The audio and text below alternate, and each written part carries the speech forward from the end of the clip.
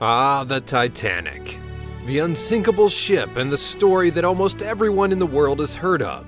The 882-foot 9-inch long ship carried over 3,000 passengers on a journey from Southampton to New York. That was until it hit an iceberg, and unfortunately also hit the bottom of the North Atlantic Ocean. More than 1,500 passengers lost their lives on that fateful day, and 336 bodies were recovered. However, the story lives on. Join us as we explore just a few stories of the fascinating Titanic and its 3,000 passengers. So what exactly is the story behind the real Titanic necklace? Famously portrayed in the same named movie starring Kate Winslet and Leonardo DiCaprio, it turns out that that necklace is actually real. The names you need to know are Kate Florence and Henry Morley. They were lovers, although they had an interesting age gap, more like a DDLG relationship. He was 40 years old and she was just 19. He was also the owner of the confectionery shop, and she was his counter assistant. So how did they end up on the Titanic? Well, the pair planned to get married on the ship and start a new life together. Morley had left his wife and his young daughter to be with Kate and gave her a valuable sapphire necklace. Sounds pretty familiar, Unfortunately, the two never had the chance to happily exchange the vows they wanted. The iceberg struck, Kate managed to escape the disaster, and Morley was left behind. It's rumored that Kate Florence and Henry Morley had conceived a baby on the Titanic, as 9 months later, a baby girl named Ellen was born. In fact, she was the reason this story became widely known when she arrived at the Worcester news office, asking for a picture of her father, and she found it. Everyone was stunned as she told the love story of her parents and revealed that she still had Kate's sapphire necklace and the Titanic's cabin key in her possession. Her granddaughter, Beverly Farmer, believes the Titanic was the exact reason that she was born. Now we move on to the ship's captain, also known as the Millionaires Captain, due to his reliability and reputation, which made the wealthy have more trust in him than any other sailor. The truth was, though, Captain Smith didn't really have that much experience with steamships, and a lot of people blame him for telling the crew to stay at 22 knots, despite entering the dangerous iceberg zone. Also, there are multiple reports stating what happened to the captain prior to the Titanic's collision. Some say that he attended a 1912 society dinner party held in his honor by George Widner. But there are also claims that Smith was actually asleep and only woke up due to the collision. And what about those famous last moments? As a captain, he did a noble thing by going down with the ship, having made no attempts to save himself. He was last seen on the bridge area, and his body was never identified or known to be recovered. At that time, Captain Smith enjoyed a measly salary of £1,250 per year, with a no-collision bonus of just $200. Further reports state that his last words were, "Well, boys, do your best for the women and children, and look out for yourself." Here's a name you should know: Robert Hopkins. The heroism of Robert Hopkins has never been recognized, even though it was portrayed in the blockbuster movie.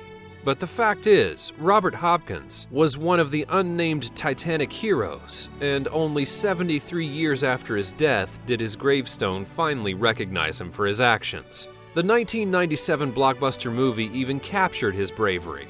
Robert Hopkins was the one that prevented a lifeboat above him from descending faster than it should, as the boat could have crushed the passengers on Hopkins' boat if it wasn't for him, who cut the ropes of his boat with a penknife. Robert Hopkins was responsible for saving the lives of 103 people on that fateful night that the Titanic sunk. The Titanic carried only one Japanese citizen, and he survived. 41-year-old Masabumi Hosono was the only Japanese passenger, surviving the ship by jumping in one of the women and children only lifeboats, after he had seen another man do the same thing. He would later state that, fortunately, the men in charge were taken up with something else and did not pay much attention. Besides, it was dark, and so they would not have seen who was a man and who was a woman. Unfortunately, Hosono did not have such a happily ever after existence. After returning back to Japan, his name was shamed in both the Japanese and US news that were covering the tragic Titanic story. The public criticized him for being a coward, and he lost his job until he was re-employed by the ministry, since his story was far too valuable to the public. Japan would later go on to label Hosono as an embarrassment to the country, as he, quote, betrayed the samurai spirit of self-sacrifice. Here's one for you partiers. Alcohol saved one man from death on the Titanic. The Titanic's chief baker, Charles Jogan, was known as the last survivor to leave the RMS Titanic. His life could have been saved when he was assigned captain of lifeboat number 10, the same one that Masabumi Hosono jumped onto. But after seeing that 3 men were already operating the boat, he realized there was no chance. He then went on to drink what he claimed was a tumbler half full of liqueur, and once he returned, all the boats were already lowered. Now, if you've seen the movie, you might remember that Jack and Rose moment when they held on to the end of the ship before it sank. This was actually the story of Charles Jogan, but it's not where his story ends. Jogan, reported by his own testimony, swam for 2 hours before spotting a lifeboat, which unfortunately had no extra room for passengers. That's when Isaac Maynard, the ship's cook, recognized him and held his hand while Jogan held on to the side of the boat with his feet and legs still dangling in the water. Eventually, he would be rescued by the RMS Carpathia and managed to leave the disaster only having suffered from swollen feet. It would appear that he had been saved by a tumbler half full of liqueur that he had drank earlier. And on a sad note, not all lifeboats made it safely back to shore.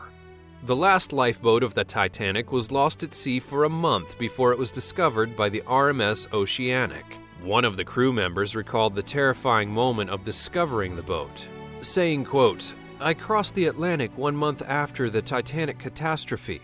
We picked up one of the lifeboats with unrecognizable corpses of a passenger in evening dress and 2 firemen wedged below the seats. The arms came off in the hands of the Oceanic boarding officer." Pictures of the lifeboat would go to auction in 2016, and the news would unfortunately falsely report that no lives were lost. One headline would read, 16th of April, Titanic sunk, no lives lost. That's right, that was the news on the front page of a newspaper called The World. It seems like the media back then also didn't have their facts together when it came to current events, and many newspapers reported the same story of no lives being lost in the wreckage, until they had gotten official confirmation. The New York Times gave this headline, Titanic sinks 4 hours after hitting iceberg. 866 rescued by Carpathia, probably 1,250 perish. Ismay safe, Mrs. Astor maybe, noted names missing. A book about the sinking of the Titanic was written 14 years before the Titanic sunk. Now, we've all heard of people coincidentally predicting the future, but this is one that's truly mind-blowing. In 1898, Morgan Robertson published a novella called Futility. It was a story about the largest ship ever built, called the Unsinkable, by its British owners. But here's the strange part. The plot of the story could have easily been the plot of the Titanic. Well, actually, it is the plot of the Titanic. The details are so similar that it freaked out many conspiracy theorists. The ship was called the Titan, and it struck an iceberg in the North Atlantic. But that's not the end of it. The plot mentions a lack of lifeboats available on the ship for their passengers. And just like the Titanic, the event happened in April.